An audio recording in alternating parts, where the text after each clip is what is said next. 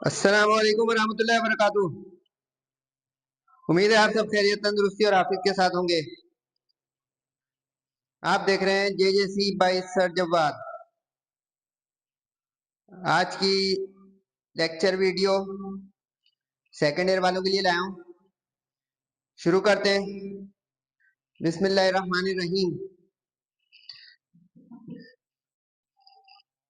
मैं आपको आज करवाने जा रहा हूँ PCHS government college for women girls college के प्रीलियम पेपर मैथ्स का। काइंडली अपने साथ बुक और कैलकुलेटर और कोई रजिस्टर पेन रख लें ताकि आपको लेक्चर लेने में मजा आए।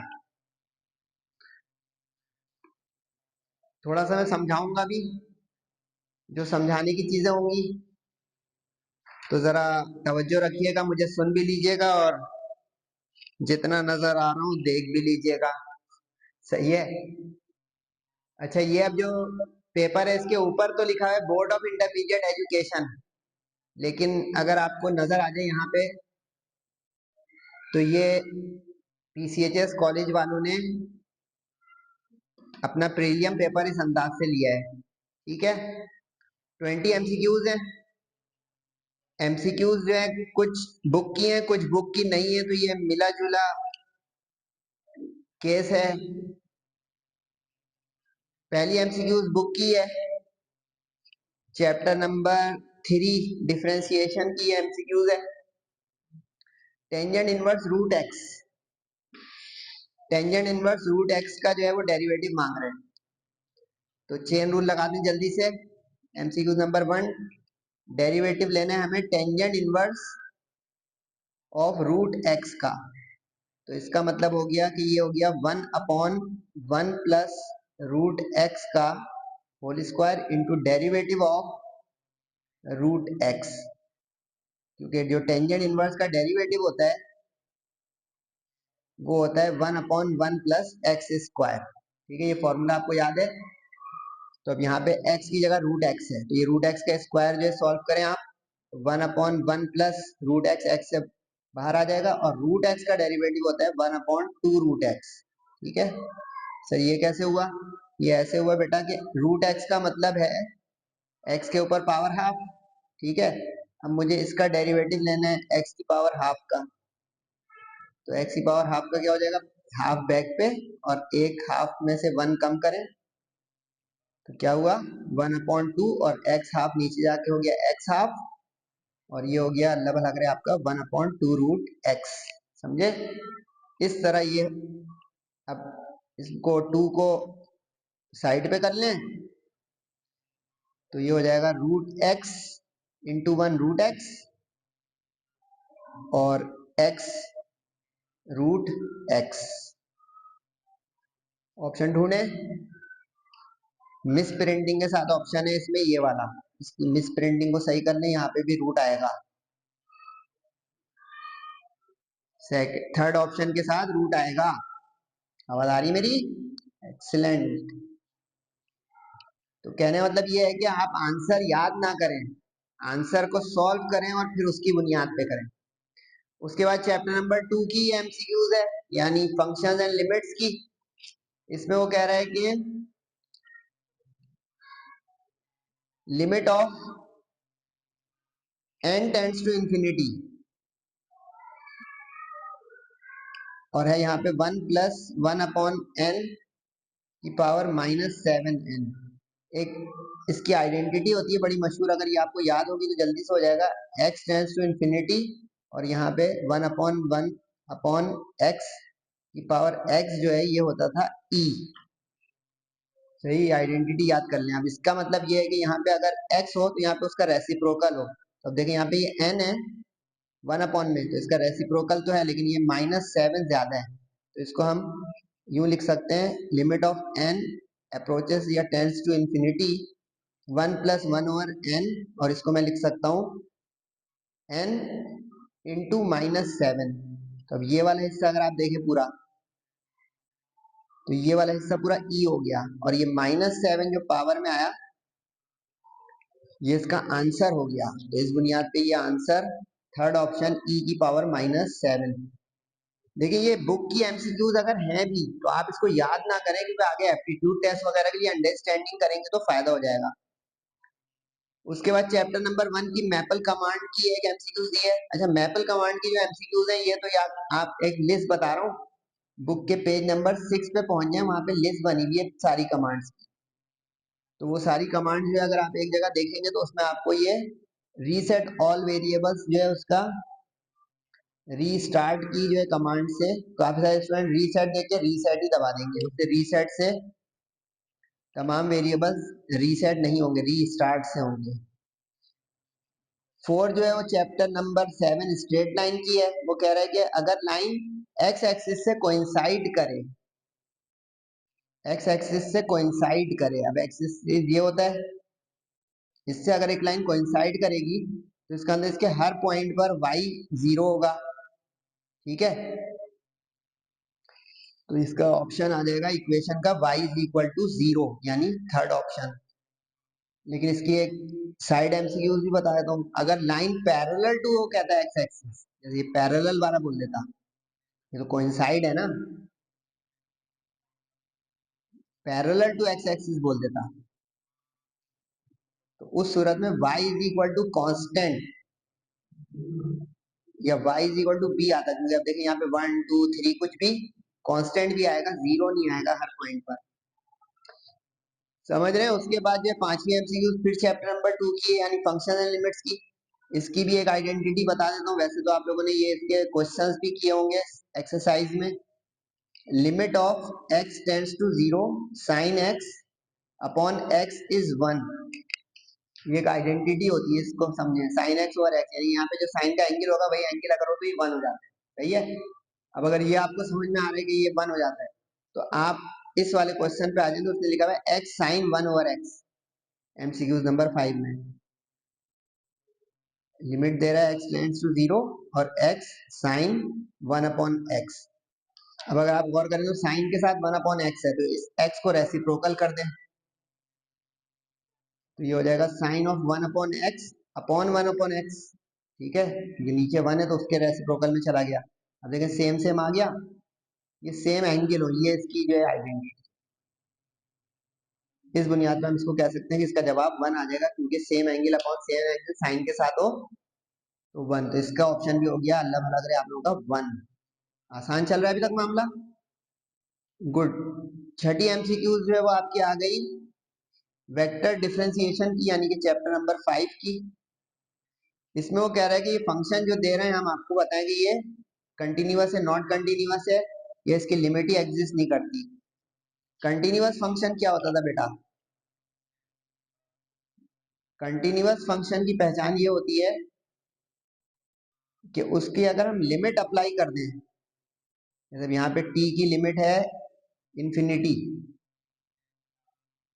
फंक्शन ऑफ t, वो function at that point equal आ जाए, बराबर आ जाए, तो हम कहेंगे कि कंटिन्यूअस फंक्शन। अगर ये बराबर नहीं आएगा लिमिट अप्लाई किए बगैर और लिमिट लगा के, तो उस सूरत में हम कहेंगे डिसकंटिन्यूअस।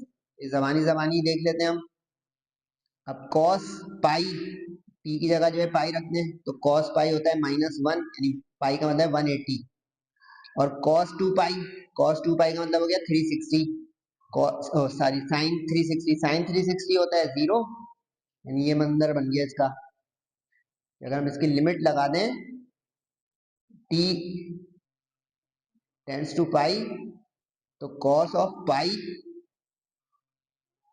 और साइन ऑफ 2 पाई, समझे? ये सवाल जो लिखा हुआ है आई और के के साथ, तो ये वाला हिस्सा तो 0 हो गया, ये वाला हिस्सा -1 हो गया, यानी इसका जवाब -i आ गया। सही, ये तो 0 हो जाएगा। अब अगर हम ओरिजिनल क्वेश्चन में रख दें इसी को, यानी फंक्शन में, तो यहाँ पे भी -1 आ जाएगा, यहाँ पे 0 आ जाएगा, यानी सेम अपॉन सेम आ रहा है। अब यही चीज अगर मैं फंक्शन एट पाई रख दूं, तो अब लिमिट नहीं अप्लाई करनी। इन दोनों का मतलब क्या है? इसका मतलब है कि डायरेक्ट फंक्शन में आप सब्स्टिट्यूट कर दें पाई, और इसका मतलब है कि लिमिट अप्लाई कर दें, तो दोनों सूरतों में -i ही आ रहा है, इसलिए हम कहेंगे कि इट इज कंटिन्यूअस, यानी ऑप्शन इसका हो गया बी, ऑप्शन इज कंटिन्यूअस। अगला कह रहा है सर्किल, यानी चैप्टर नंबर 8 आ गया। कह रहे ये पॉइंट सर्किल के ऊपर कहाँ है, इनसाइड है, आउटसाइड है, ऑन है, या डिटरमिन ही हम नहीं कर सकते। तो इसका तरीका ये होता है बेटा कि इस पॉइंट को एक्स वाई की जगह पुट कर दो, क्योंकि ये एक्स है ये वाई है। अगर तो ये कंडीशन आ जाए, एमसीक्यूज नंबर 7, इसका तरीका समझ लें। अगर तो ये X square plus Y square greater than 0 आ जाएगा तो आउटसाइड यानी पॉजिटिव अगर जवाब आ जाए, नेगेटिव अगर आ जाएगा तो इनसाइड, और अगर 0 इक्वल आ जाएगा बिल्कुल तो ऑन। समझे, आसान सी थ्योरी। अब जबानी जबानी रख देंगे, आसान सी सर्किल की इक्वेशन दी हुई है। एक्स स्क्वायर, 3 का स्क्वायर कितना होता है बेटा 9, फिर 3 का स्क्वायर कितना होता है 9, 9 प्लस 9 कितना होता है 18। अब इस सवाल में 18 आ रहा है जो कि 64 से छोटा है। 3 का स्क्वायर प्लस 3 का square is equal to 9 plus 9 18, सही है। इसका मतलब है ये वाला केस बन गया इनसाइड वाला। ये याद नहीं कीजिएगा, आउटसाइड आ जाएगा अगर बड़ा आ जाता पॉजिटिव। उसके बाद इंटीग्रेशन का सवाल दे दिया उसने, यानी कि चैप्टर नंबर 6। इसमें कह रहा है कि ये जो इंटीग्रल है इसकी वैल्यू बताएं, तो ये डेफिनेट इंटीग्रल है। डेफिनेट इंटीग्रल की एक्सरसाइज थी बेटा 6 पॉइंट, बोले 6.6। इसमें जो है ये हमने तय किया था एमसीक्यू नंबर 8, क्या अगर लिमिट एक जैसी हो, यानी x इक्वल टू ए और x इक्वल टू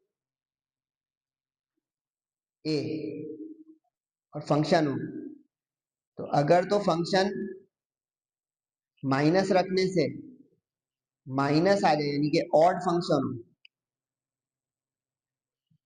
तो जवाब 0 होता था, ठीक है।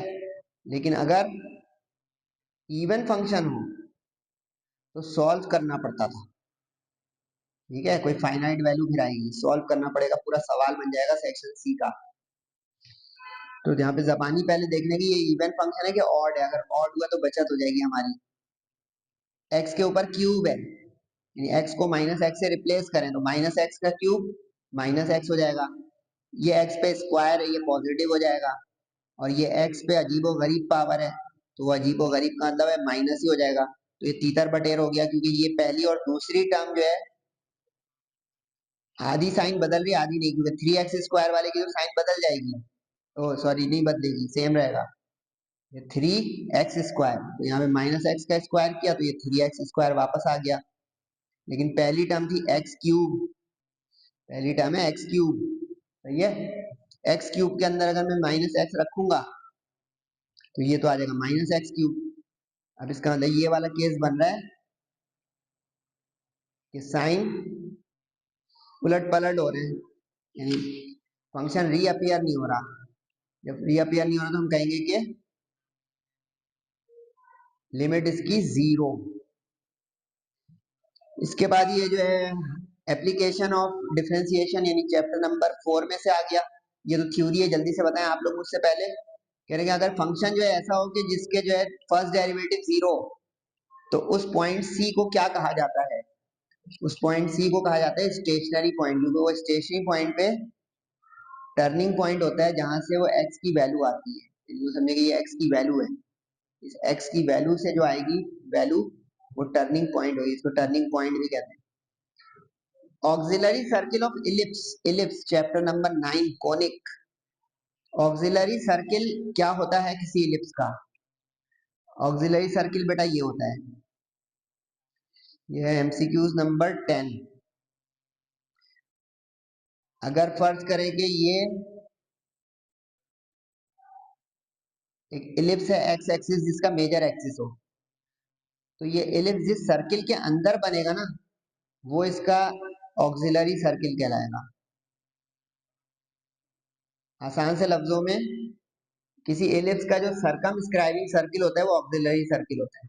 अब इसकी टेक्निक बड़ी आसान सी है, जो इसका जो सेमी मेजर एक्सिस होता है ना, जो ए होता था हमारा, वो इसका रेडियस हो जाएगा। यानी इसकी इक्वेशन हो जाएगी X square plus Y square is equal to A square. समझे? अब इसी को लाके जल्दी से पुट करते हैं। अब यहाँ पे देखें ए क्या है और बी क्या है। ये 6 नजर आ रहा है, 6a² हो गया, और 5 जो है वो b² हो गया, क्योंकि जो बड़ा होगा वो a होगा। सही है, a should be greater than b।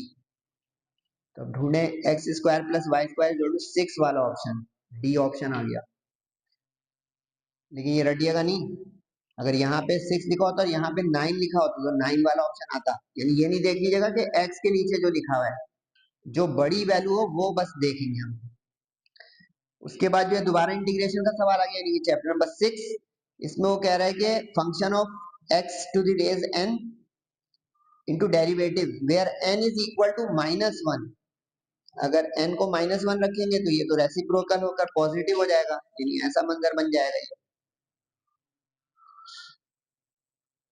यानी फंक्शन का डेरिवेटिव ऊपर आ जाएगा और नीचे फंक्शन हो जाएगा, क्योंकि n को उसने -1 बोला। तो वो n को जब 1 रखेंगे नीचे, क्योंकि नीचे जाके तो -1 + 1 हो जाएगा ना पावर में, तो ये फंक्शन का ऊपर डेरिवेटिव आ गया। तो इसका जवाब तो ln होता था। ताकि वो वीडियोस भी देखें जिसमें पूरा पूरा चैप्टर 6 मैंने सॉल्व करवाया। इसमें काफी सारे बच्चे ये वाला ऑप्शन ले लेंगे जिसमें ln ऑफ फंक्शन n है, क्योंकि -1 है तो ये फंक्शन n नहीं, बगैर फंक्शन n वाला, यानी कि ये वाला आएगा, क्योंकि पावर 1 हो गई तो फंक्शन बच गया। If the eccentricity is 0 then the conic is, ये चैप्टर नंबर 8 और 9 का मिक्सचर है। अगर एसेंट्रिसिटी 1 होती है तो पैराबोला होता है, अगर एसेंट्रिसिटी 1 से छोटी होती है तो इलिप्स होता है, एसेंट्रिसिटी अगर 1 से बड़ी हो तो हाइपरबोला होता है, अगर एसेंट्रिसिटी एसेंशियली √2 हो तो रेक्टेंगुलर हाइपरबोला होता है। यानी 1 से कुछ भी बड़ा हो लेकिन √2 ना हो तो एक रेगुलर हाइपरबोला होगा, लेकिन अगर 1 से बड़ा हो खास करके √2 तो वो रेक्टेंगुलर होगा। लेकिन यहाँ पे उसने बोला कि एसेंट्रिसिटी 0, तो इसका मतलब ये special limiting case of ellipse हो गया, यानी circle. Degree of differential equation, differential equation chapter 10 आ गया। डिफरेंशियल इक्वेशन की डिग्री कैसे निकलती थी बेटा? जो सबसे हाईएस्ट डेरिवेटिव होगा उसकी पावर को कहते हैं डिग्री। देखो अभी यहाँ पे फर्स्ट डेरिवेटिव है, यहाँ पे भी फर्स्ट डेरिवेटिव है,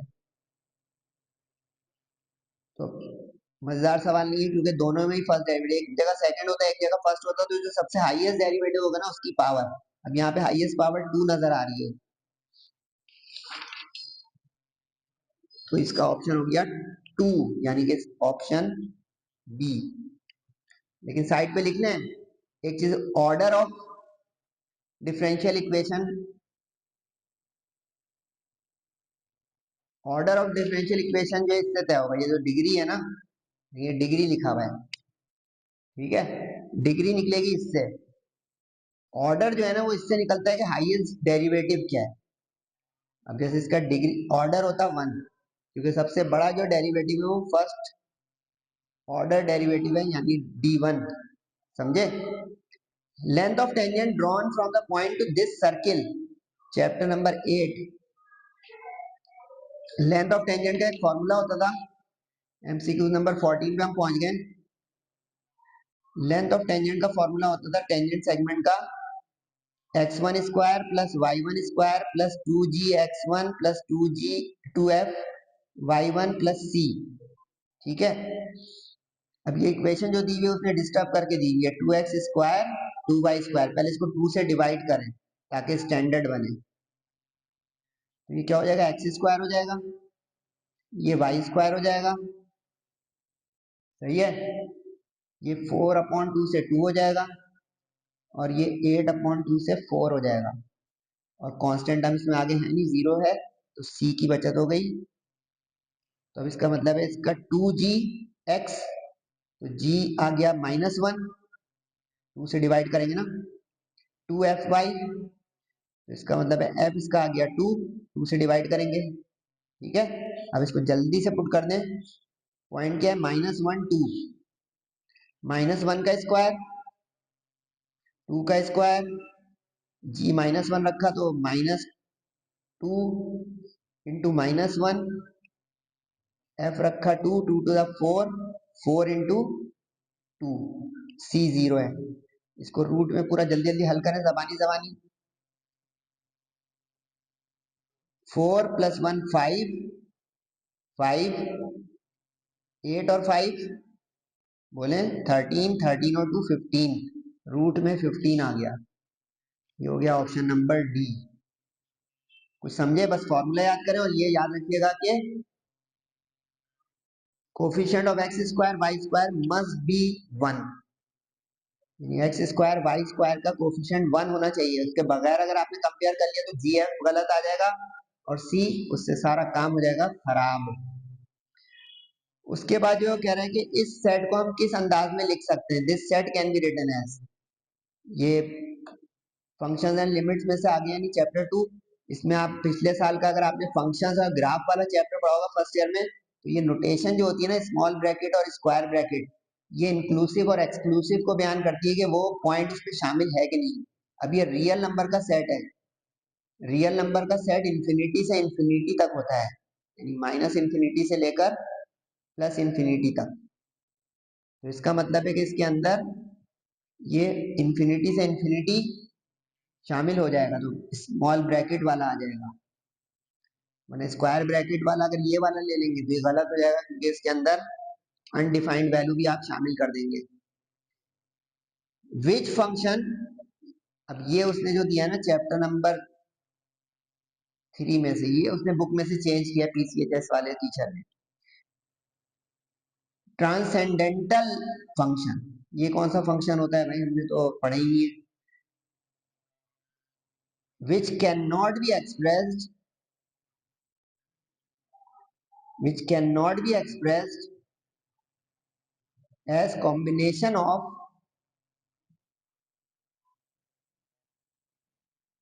algebraic addition और subtraction और multiplication और division।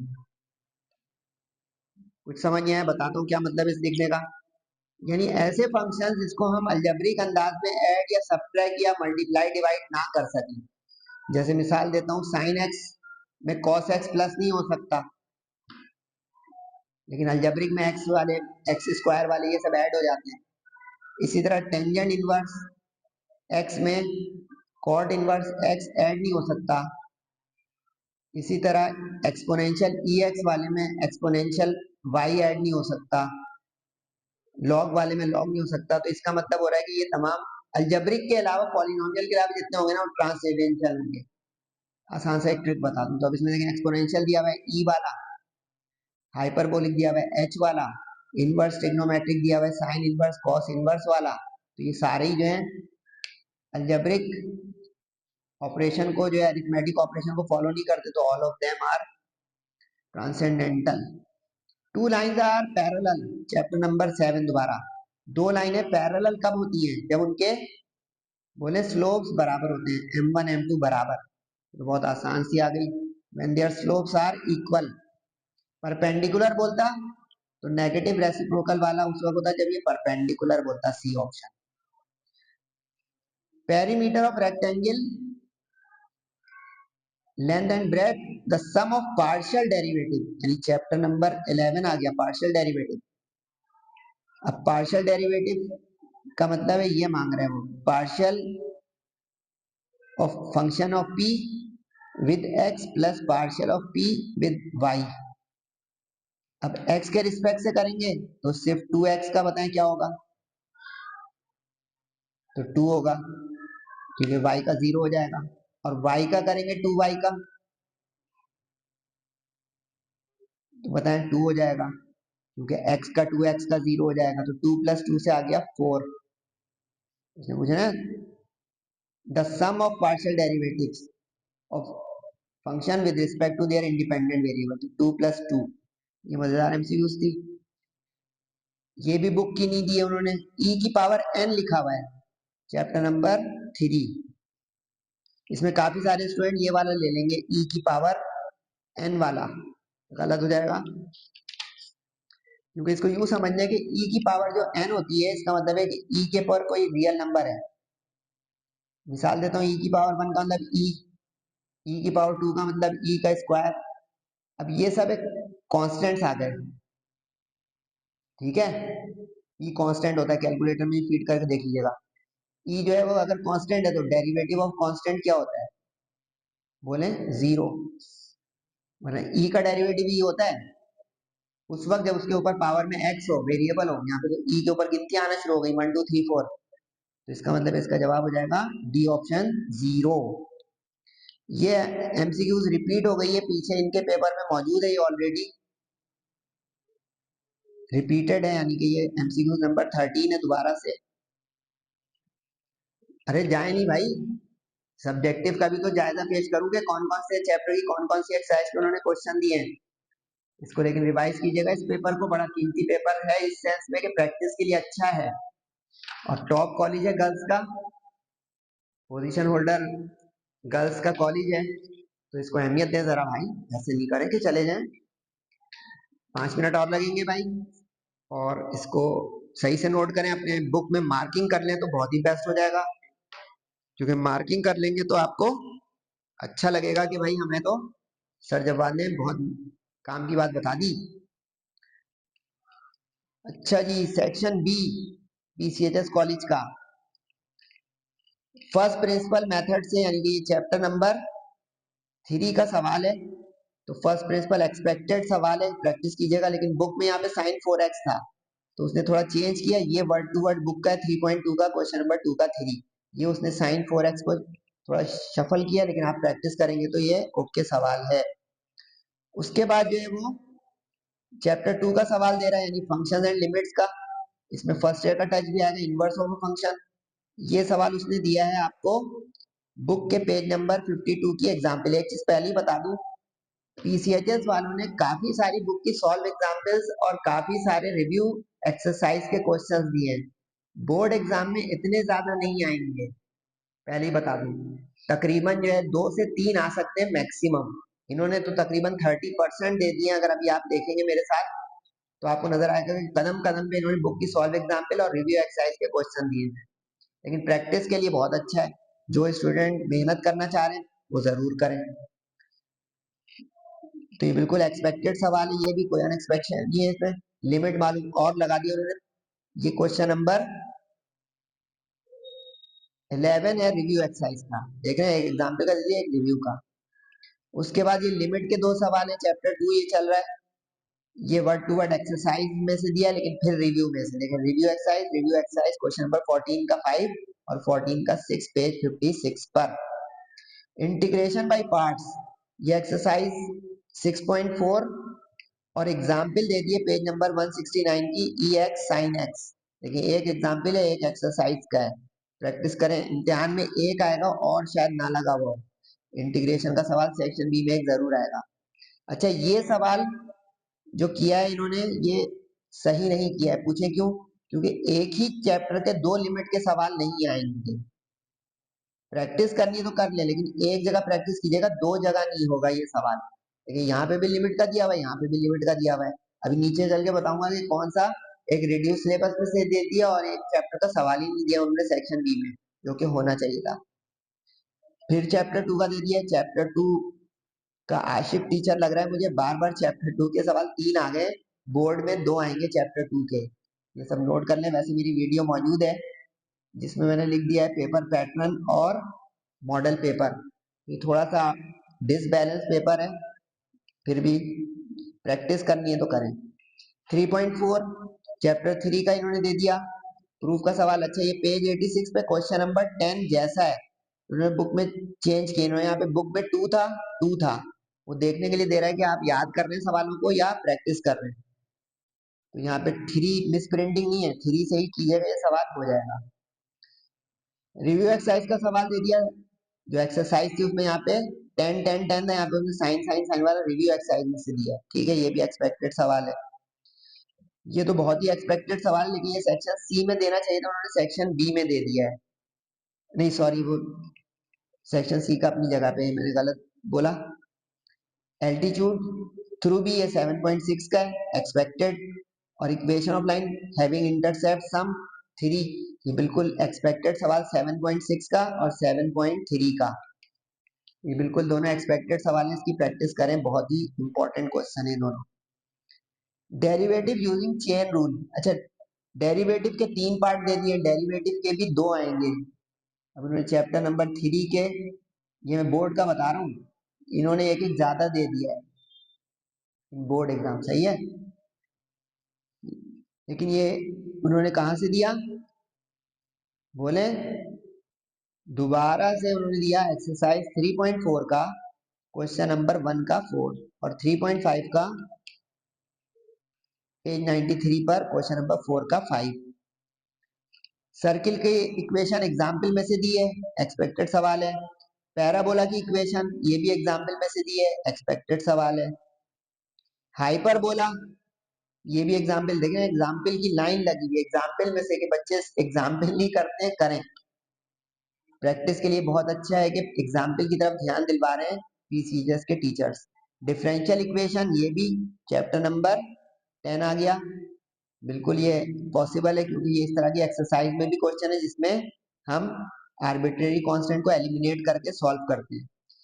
अच्छा इंटीग्रेशन के भी उन्होंने 2 पार्ट दे दिए, यहाँ पे एक एक्सरसाइज 6.7 यानी एरिया अंडर द कर्व का क्वेश्चन होना चाहिए था, लेकिन उन्होंने दोनों इंटीग्रेशन का प्लेन क्वेश्चन दे दिया कि ये वाला भी देखें 6.4 में से और ये वाला देखें ये भी 6.4 में से, इसकी जगह पे यानी इसको वहां पे प्रैक्टिस कर लें, ये इसकी जगह पे एरिया अंडर द कर्व का सवाल होना चाहिए।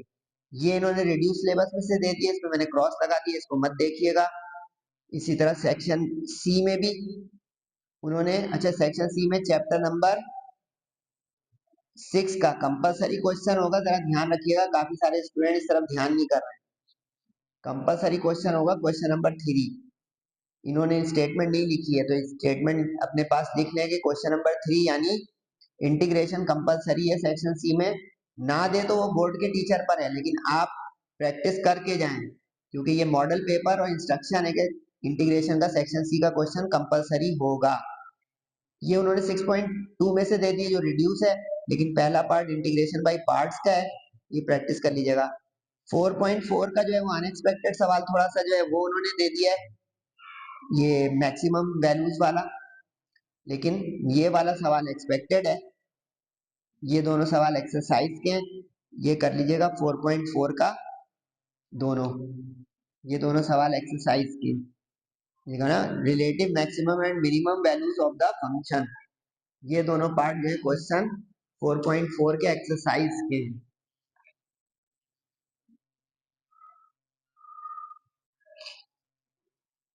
X square minus 3x plus 1, सही है,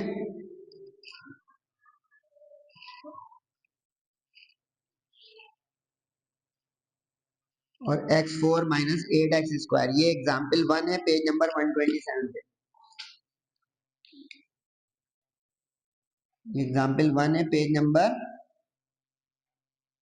127, सही है, इसको जो है प्रैक्टिस में ले लें क्योंकि ये एग्जाम्पल पॉसिबल है। 127 पर है, सही है, मैंने बुक देखी, आप भी देख लें, ये लिखा नहीं था इसलिए यहाँ पे लिख दिया हाथों हाथ। चैप्टर नंबर 11 का इन्होंने बड़ा अच्छा सवाल दिया है क्योंकि रिव्यू में से दिया है, बच्चों का रिव्यू एक्सरसाइज, अब ध्यान, ये दोनों क्वेश्चन रिव्यू के बड़े इंपॉर्टेंट हैं, तो ये प्रैक्टिस कर लीजिएगा। जैसे जहां जहां मैं कह रहा हूँ ना कि ये इंपॉर्टेंट है, वो उसको अहमियत दे दीजिएगा, ये नहीं कि मैं पीसीएचएस की वजह से बोल रहा हूँ, क्योंकि ये पेपर जो है इस तरह का है कि स्टूडेंट ये ना सोचे कि ये जो है अनएक्सपेक्टेड पेपर है, क्योंकि एग्जाम्पल ज्यादा है, रिव्यू एक्सरसाइज ज्यादा है, तो क्वेश्चन की प्रैक्टिस के लिए लें, लेकिन एमसीक्यू ज्यादा प्रैक्टिस करें। अच्छा ये थोड़ा लैंडस्केप हो गया है, इसमें जो है मैक्लॉरेन सीरीज एक्सपेक्टेड सवाल है, लेकिन दोनों ने एग्जाम्पल से दे दिया, इम्तिहान में और नहीं लगेगा, या टेलर आएगा या मैक्लॉरेन आएगा। चैप्टर 7 का 7.1 का इन्होंने एक्सरसाइज का सवाल दिया, सरकम सर्किल का, बिल्कुल इंपॉर्टेंट तरीका, इसका मैं जिक्र कर रहा था, मैंने सेक्शन बी में बोल दिया था, और लगा दिया उन्होंने है तो ये 7.5 जैसा, लेकिन रिव्यू एक्सरसाइज में है मौजूद परपेंडिकुलर टू द लाइन का। उसके बाद उसने अच्छा ड्रॉ द ग्राफ इम्तिहान में नहीं आएगा, इन्होंने दे तो दिया है लेकिन ड्रॉ द ग्राफ हाइपरबोला या एलिप्स का ये ड्रॉ करने को नहीं आएगा, आप यहाँ तक की इसकी प्रैक्टिस कीजिएगा। सही है, ये आवाज जो सुन रहे हैं इस पे अहमियत दें कि ये इजाफी काम नहीं करें। अच्छा, equation of tangent and normal to the circle, ये थोड़ा अनएक्सपेक्टेड सवाल है, इसको मैं एक्सपेक्टेड में नहीं डाल रहा हूँ। और ये जो उन्होंने डिफरेंशियल इक्वेशन की जगह उन्होंने डिफरेंशियल इक्वेशन की एग्जाम्पल दे दी है, ये भी मैं इसको एक्सपेक्ट नहीं कर रहा हूँ, लेकिन इसमें एक सवाल, ये दो के अलावा बाकी पॉसिबल हैं, तो इस पे जो है जरूर प्रैक्टिस में अपने लाइएगा। इंशाल्लाह आगे मैं और सब्जेक्ट के भी पेपर ला रहा हूँ। रमजान मुबारक की कीमती घड़ियां चल रही है, इबादत भी करें और अपनी पढ़ाई और तैयारी भी करें, क्योंकि इम्तिहान बहुत करीब आ रहे हैं, जस्ट आफ्टर ईद। तो फीडबैक जरूर दीजिएगा। वालिदैन का बहुत ख्याल रखिए, दुआओं की दरख्वास्त है। अस्सलाम वालेकुम वरहमतुल्लाहि वबरकातुहू।